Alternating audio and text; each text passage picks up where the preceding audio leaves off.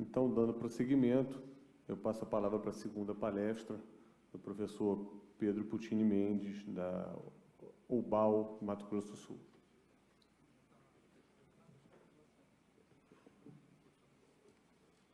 Bom dia a todos. Ok? Beleza. Bom dia a todos. Quem já me conhece, espero que eu fale saudações pantaneiras. Hoje com a voz um pouco rouca, porque Pantaneira não aguenta essa oscilação de tempo entre calor e frio, né? Saí do frio lá no Mato Grosso do Sul, por incrível que pareça, agora aqui tempo seco, calor, então fui afetado aí pelas oscilações climáticas. Serei breve também por conta do intervalo de almoço, mas procurando ser bem pontual, bem cirúrgico. Complementando um pouquinho mais a fala do nosso presidente da mesa, Fábio Mota, vou um pouco além. Eu gosto de tratar das questões jurídicas com dados, porque não só por ser orientando de um analista de dados, mas porque eu acho que a gente precisa trabalhar em cima de políticas públicas com dados reais. E por isso eu trouxe um pouquinho da realidade das questões territoriais, principalmente no Mato Grosso do Sul. E seguindo a linha da fala do ministro Roberto Rodrigues, eterno ministro, propostas. Trago hoje aqui, como é um congresso de direito agrário, um tema bastante pontual, que até estive conversando um pouquinho antes com o desembargador Stefanini, sobre suspensão de segurança em reintegrações de posse, um tema que merece muito o estudo, né, dos aplicadores do direito aqui. E o tema foi bastante oportuno, segurança jurídica e pública. O que eu fiz, na verdade, ao preparar minha palestra, foi tratar disso como um contraponto. Segurança jurídica e pública. Vamos lá.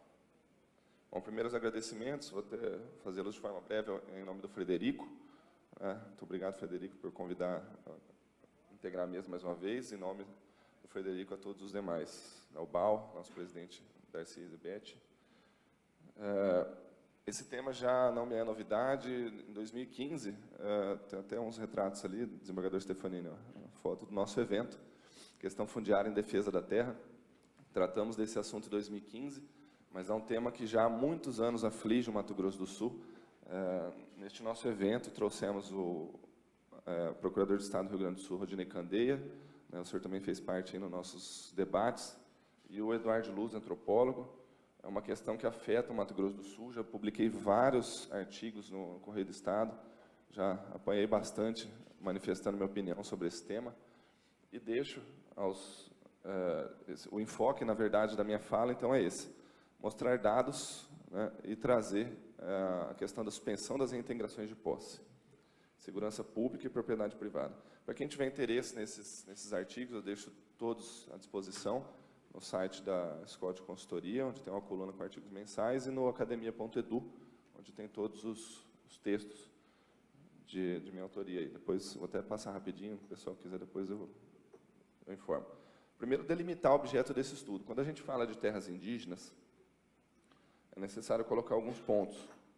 A Constituição Federal traz, no artigo 231, que são terras indígenas as terras tradicionalmente ocupadas. Ok? O direito de propriedade é um direito de primeira geração, né, responsável pela construção da territorialidade também, tal como o direito às terras tradicionalmente ocupadas. Devido ao processo legal, né, ninguém pode ser privado dos seus bens sem o devido processo legal. E qual é o devido processo legal? Esse é o ponto, por isso que eu falei que eu seria bastante cirúrgico. Diferenciar os tipos de terras indígenas. Não é apenas um tipo de terra indígena que garante o artigo 231 da Constituição Federal, e também diferenciar em que etapa do processo de demarcação estão essas terras indígenas. Estão demarcadas, homologadas ou em processo de demarcação. Para quem vai estudar demarcações de terras, é extremamente importante se prender a estas terminologias, das terras, que tipo de terra indígena estamos falando, e em que fase do processo de demarcação elas estão. É isso que vai garantir que seja movida a devida ação judicial, né, a escolha do tipo de processo a ser trabalhado. E aí que a gente tem o Decreto Federal 1775 de 1996. É um erro bastante grosseiro até, pegar o artigo 231 da Constituição Federal e falar que é ele que vai fazer a demarcação. Se a gente fizer, ligar o decreto a um artigo da Constituição, a gente está pulando uma etapa, nós estamos pulando a lei federal. Né? E qual é a lei federal? É o Estatuto do Índio. Tá? Então, as terras demarcadas têm o devido processo legal, garantido pelo decreto, que vai para o Estatuto do Índio, que vai para a Constituição Federal. Então, seria uma interpretação inconstitucional a gente pular essa etapa. Isso é muito comum, infelizmente. Então, o decreto, ele fala que as terras indígenas que tratam o artigo 17, inciso 1º. Então, ele é bem específico em encaminhar que as terras que serão demarcadas serão as do artigo 17, inciso 1º. Qual é essa terra? As terras ocupadas, infelizmente a lei está desatualizada, né? Está feita com base na Constituição anterior, mas as terras ocupadas ou habitadas a que se refere o artigo 4º, inciso 4º do 198 da Constituição, que é o atual 231, certo? Então, demarcações de terras indígenas são apenas aquelas ocupadas pelo critério temporal, que foi mencionado já aqui na mesa. Isso já é inequívoco, já é pacificado, não há que ser discutido. Ocupadas em que sentido? Né? Cito aqui as duas obras do Arnaldo Rizzardo, do professor Stefanini também, né, que as demarcações a que se refere esse artigo são aquelas com atual e efetiva ocupação e posse. Que época? A época da Constituição Federal. Esse é o famoso marco temporal. Primeiros dados. Agora, eu gostaria de trazer um pouco mais da realidade, já que tão comentado foi o estado de Mato Grosso do Sul, e realmente vou mostrar o porquê é tão comentado nessa questão indígena. Bom, primeiro, a nível Brasil, a gente tem uma atribuição territorial bastante conturbada, né? Inclusive, ouso dizer que falta planejamento na nossa atribuição territorial. Isso foi mostrado agora pela Embrapa Monitoramento por Satélite, que com os dados do CAR, mostrou que nós temos já 37% de área federalizada, ou seja, áreas já atribuídas ao governo. Então, 37% do Brasil já está atribuído ao governo, como em unidades de conservação, terras indígenas e demais áreas onde a gestão é do governo. Essa é a nossa organizada atribuição territorial. Né? Então, disso a gente tira aqui 14%, né, de terras indígenas, mas isso aqui considera as terras já demarcadas. Né? A gente ainda tem muitas áreas em estudo e sob processos de demarcação ainda. Por isso que parece uma área pequena do nosso estado do Mato Grosso do Sul, mas tem muitas áreas ainda em estudo de processo de demarcação. Segundo o CIMI, Conselho Indigenista Missionário, eles divulgam que existe 1.296 terras indígenas no Brasil, e esse número inclui terras já demarcadas, 401, em processo demarcatório 306, né, ou seja, não entraram naquele mapa, né, e sem providência do Estado, 530. Isso é informação que o órgão que representa, né, os interesses indígenas divulga. Então, a Embrapa divulgou aqui 600 unidades, né, que a gente já tem uma divergência, e a FUNAI traz um histórico de demarcação de áreas que desde 88, quando é o marco temporal, já cresceu 587% em demarcação. Quando em 88, lembrando desse marco temporal, as terras que estão ocupadas devem ser demarcadas, haviam 16 terras homologadas e regularizadas. Né? Em 92, subiu para 21, 59 áreas em 2001, 81 em 2006, até chegar a 118 terras em 2016. Informações da Fundação Nacional do Índio. Então, esse foi o aumento. Quais são os números da população indígena no Brasil? 900 mil indígenas, segundo a FUNAI, o que seria, eu sei que não é uma conta que se faça para parâmetros, mas se fosse fazer por hectare, a quantidade de hectares que tem hoje no Brasil um indígena, seriam mais ou menos 130, em 14% do território. Né? E uma comparação com os Estados Unidos, são 3,92 hectares por indígena, mas nem todos eles vivem nas áreas. Então, isso também foi comentado aqui na mesa, de que não se deve tratar, né, como nem todas as populações indígenas, os indígenas de carteirinha, são residentes em áreas, em terras tradicionalmente ocupadas. Muitos são indígenas, mas residentes em áreas urbanas. Por que o Mato Grosso do Sul é tão problemático? nós temos a maior população. A terceira região com maior concentração é a Centro-Oeste. A terceira região com maior concentração é a Centro-Oeste. E dessa, o Mato Grosso do Sul representa 56% dessa população. Então, é por isso que é tão evidente essa situação lá no Mato Grosso do Sul. O problema, nós temos 123 propriedades invadidas sem conclusão de processo. Temos algumas cidades que são foco do problema, que são Dourados, Juti, Carapó, Douradina, Japorã, Mambai, Paranhos.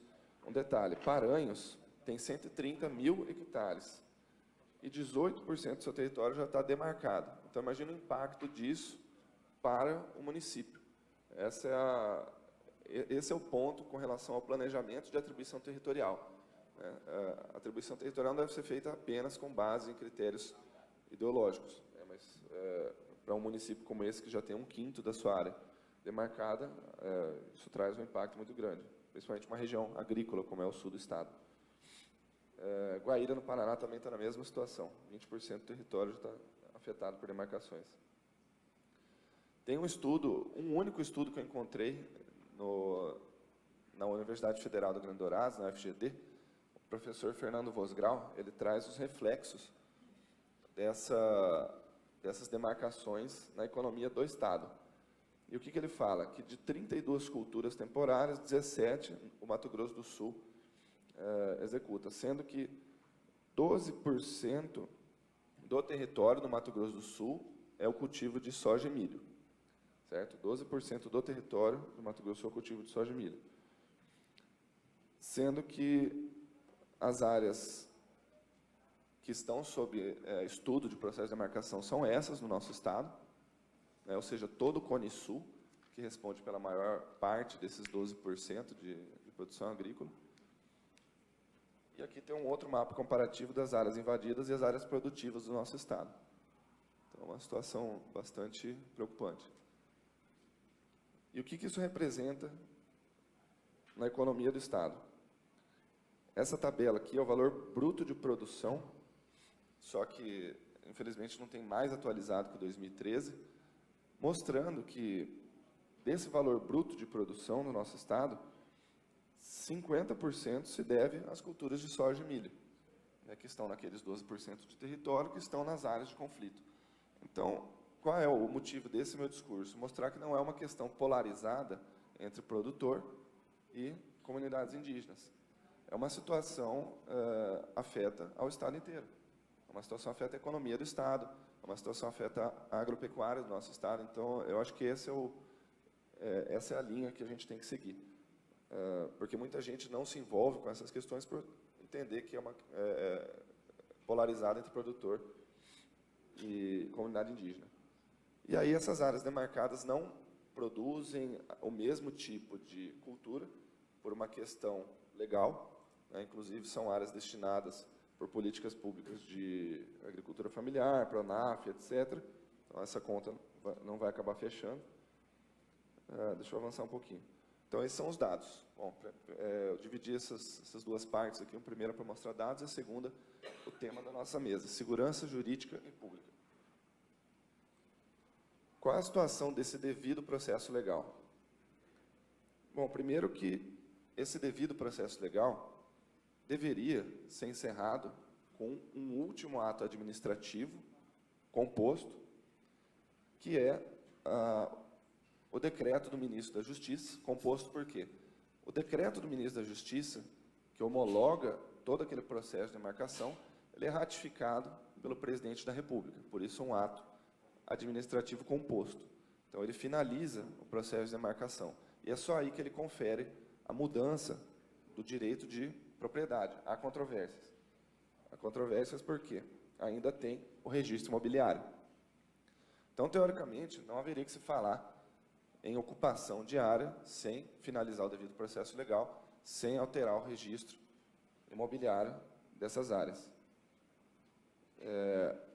A jurisprudência do STJ ainda fala que esses atos que finalizam o processo de demarcação são meramente declaratórios, e que eles não são atos expropriatórios. Para quem é operador de direito sabe que a gente deveríamos entender que os atos expropriatórios são as ações as possessórias.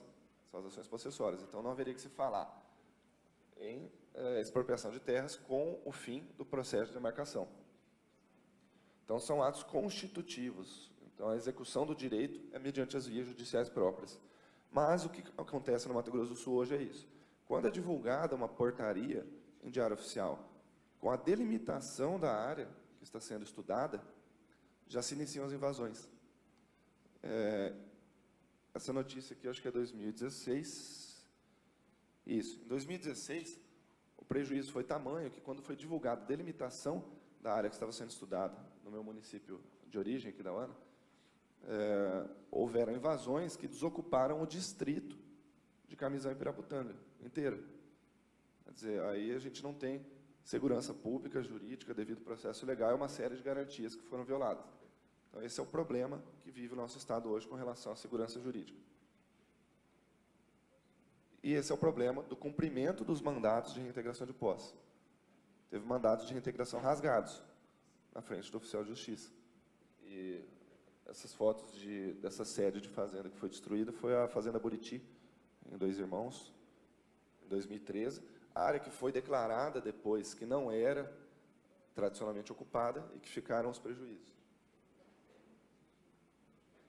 E um ponto final que eu coloco ao assunto, que eu provoco a discussão e os estudos nesse nosso segundo congresso, é o seguinte: suspensão de segurança e reintegrações de posse. Existe essa lei federal, 8437 de 1992, e qual é o objeto dessa lei? O objeto dessa lei é suspender liminares por questões de ordem de segurança pública, certo? Por decisão monocrática de tribunais, Tribunal Regional Federal, no caso, ou então do STJ ou do STF. O STF, por sucessão de seus presidentes, tem proferido decisões de suspensão de segurança nas reintegrações de posse dadas pelo TRF ou pela Justiça Federal em primeira instância. Essa é a discussão que eu quero provocar. Qual é o objeto dessa lei? Essa lei é chamada de SLAT, suspensão de liminar ou antecipação de tutela. O modus operandi dessa lei, como eu comentei com vocês, suspensão de reintegração de posse de imóveis por decisão monocrática, ok? Não era isso que eu queria falar aqui. Daqui. Competência do objeto da lei. Qual é o objeto da lei? Olha lá, objeto jurídico da suspensão. Evitar grave lesão à ordem, à saúde, à segurança e à economia públicos. Ora, dessa sequência de raciocínio que eu fiz, onde há o devido processo legal, onde há o direito de propriedade, onde os atos do processo de demarcação são declaratórios e que o direito de propriedade só vem a ser alterado com os atos expropriatórios de ações possessórias e o registro imobiliário no cartório. Como admitir que uma propriedade rural com matrícula e direito de propriedade, ou seja, uma propriedade privada, certo? Uma propriedade privada, que tem a sua reintegração de posse deferida, tem a sua reintegração de posse suspensa por receio ao conflito, né, justificado pela manutenção da ordem pública. Então, esse é o problema. Estou sendo bem pontual e com o dedo na ferida mesmo do nosso assunto de hoje. Em 2008, eu já encontrava na doutrina, até cito aqui Lili Lopes Meirelles, que falava que essa medida de suspensão de segurança é uma providência drástica e excepcional que só se justifica quando a decisão possa afetar de tal modo a ordem pública, a economia, a saúde ou qualquer outro interesse da coletividade que aconselhe a sustação até o julgamento final do mandado. E, por outro lado, né, então, ao suspender reintegrações de posse, com o direito de propriedade garantido, até então não alterado, né, há uma perigosa omissão estatal que admite a falha desse cumprimento desses mandatos que têm sido rasgados no momento de seu cumprimento pelos oficiais de justiça. Então, ao fazer a suspensão de segurança, numa reintegração de posse, o Estado admite que não é capaz de fazer o cumprimento desses mandatos. E coloca em risco, né, o fator estruturante do modelo de república, que é o nosso direito de propriedade. Além disso, né, também os princípios da legalidade, devido processo legal, contraditório e ampla defesa. Consequências, a gente tem várias consequências. Hoje, nas áreas invadidas, não se permite financiamento bancário, os conflitos, né, todo mundo já deve ter visto essas fotos circulando de maquinário que foi queimado. Essa viatura da polícia, logo acima, queimada, foi durante o cumprimento de um mandado de reintegração de posse em Antônio João, que é na fronteira do nosso estado com o Paraguai. Outro problema, né, invasões em áreas de fronteira. Eu já escrevi um outro artigo dizendo, ousando dizer até que é crime de responsabilidade do presidente da República, já que responsável pela manutenção das áreas de fronteira, nós estamos tendo invasão em área de fronteira, com trânsito livre, né, entre o Paraguai e o Brasil, nessas áreas do nosso município de Antônio João, que é a fronteira seca. Isso não foi no Mato Grosso do Sul, mas todo mundo já deve ter visto esses pedágios de trânsito em áreas indígenas. E as provocações que faço ao final, a primeira delas, né, já deixei aqui, que é estudar as pensões de segurança e bater firme em cima disso. Não vi ainda nenhuma proposta, nenhum projeto de lei, mas eu acho muito interessante trabalhar em alguma proposta legislativa, até os nossos futuros parlamentares, para fazer uma proposta para alterar essa lei da suspensão de segurança, para que ela não seja aplicada em propriedade privada, porque isso é inadmissível. E, além disso, para quem me conhece sabe que a minha bronca não é com relação às comunidades indígenas. Não, a gente tem que separar o joio do trigo. Eu já visitei aldeias, já visitei reserva, já visitei áreas sob demarcação. Atualmente estou residindo em Dourados, mudei de Campo Grande. E existem áreas, reservas indígenas, muito mal cuidadas pelas políticas públicas, que são deixados, deixam de dar atenção a essas comunidades, realmente precisam, essas comunidades precisam de apoio. Mas a polêmica, a minha bronca é contra a aplicação de legislação transversal, como essa da suspensão de segurança, e também contra o processo de demarcação. Esse decreto de 1996, ele precisa ser modificado. E eu deixo algumas provocações que são... para quem lê o artigo 231 da Constituição Federal, vai notar que não tem uma vinculação constitucional da FUNAI para fazer o processo de demarcação. Pode ler, reler o artigo lá, mas não vai ter uma vinculação. O decreto 1775, ele fala que as demarcações são feitas pelo órgão de assistência ao índio, mas a Constituição não faz essa vinculação. Segunda provocação, não há por lei, né, a exclusividade da autarquia da Fundação Nacional do Índio para fazer as demarcações. Fala, compete à União. Então, mais uma provocação com relação a isso. E a outra provocação nós temos um processo de demarcação feito pela autarquia que representa os interesses das comunidades indígenas, e ela tem o dever legal, por lei, né? Pela Lei 5371, a FUNAI tem o dever legal de defesa dos interesses indígenas.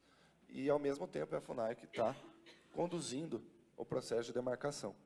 Então, são provocações aí. Essa provocação também foi feita na Ação Civil Originária 2323, da Procuradoria do Estado de Santa Catarina, do professor Alisson, eu me esqueci o sobrenome dele, mas ele também tem uma obra de processo de demarcação muito interessante. Bom, e é isso. É uma palestra que incomoda, que traz polêmicas, mas onde há ciência jurídica, não há espaço para ideologia. Eu acho que esse é o viés. A gente não tem que polarizar a discussão, né, entre indígenas, entre produtores, não, tem que trazer dados com relação à atribuição territorial, economia e a aplicação das leis, porque onde tem ciência jurídica não tem ideologia. Proposições em andamento, para finalizar, o último slide aqui. Existem, basicamente, 6 grandes projetos de lei que discutem as alterações. Eu não vou comentar, até me foi sugerido aqui comentar sobre a PEC 215, mas ela é uma delas. Existem outras PECs e outros projetos de lei que tratam não só do processo de demarcação, mas da questão também das indenizações pela expropriação das terras ou pelos danos que foram causados enquanto da tramitação desse processo de demarcação. Então, são várias proposições aqui que trazem alterações. Bom, e deixo à disposição aqui também em parceria aqui, o Albenir bolou uma plataforma aqui, né, em parceria junto com a eadcurso.com, e a gente já tem um curso online sobre o processo administrativo e judicial de demarcação de terras indígenas. Deixo à disposição de todos e agradeço. Muito obrigado.